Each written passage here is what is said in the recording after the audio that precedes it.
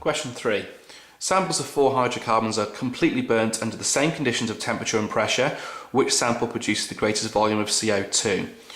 Alright, so we've got the same conditions of temperature and pressure, so we don't need to worry about the ideal gas law for this calculation. Well, it's not really a calculation, to be honest. This is just working out and figuring out reacting quantities, okay, and understanding what happens when you burn alkanes.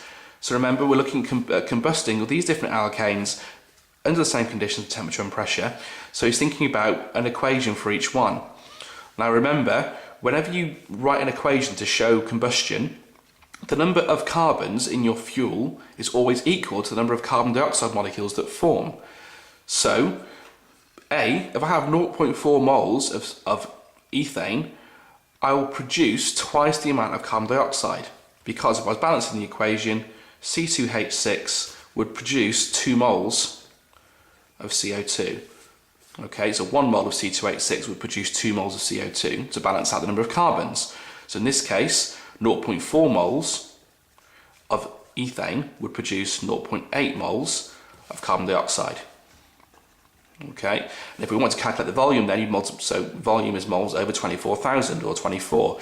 So you divide this number by 24,000 to get the number of volume, but you don't need to do that. Once you've worked out which one's got the greatest number of moles, because it's the same conditions of temperature and pressure, you multiply that number of moles by the same number. So whichever one's got the greatest number of moles will have the greatest volume. So you've got to go down the 4 options and figure out how many moles each one would form of CO2. It's the same thing here then. I've got propane this time, 0.3 moles of propane. Well, 1 mole of propane will produce 3 moles of CO2 to balance out the number of carbons. So 0.3 times by 3 is 0.9 moles of CO2. Butane, so C4H10, 1 mole of butane will produce 4 moles of carbon dioxide, but 0.2 moles then, multiplied by 4, is 0.8 moles.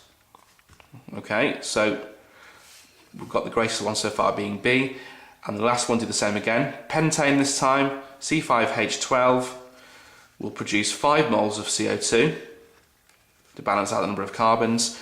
Therefore, 0.1 mole times by 5 is 0.5 moles.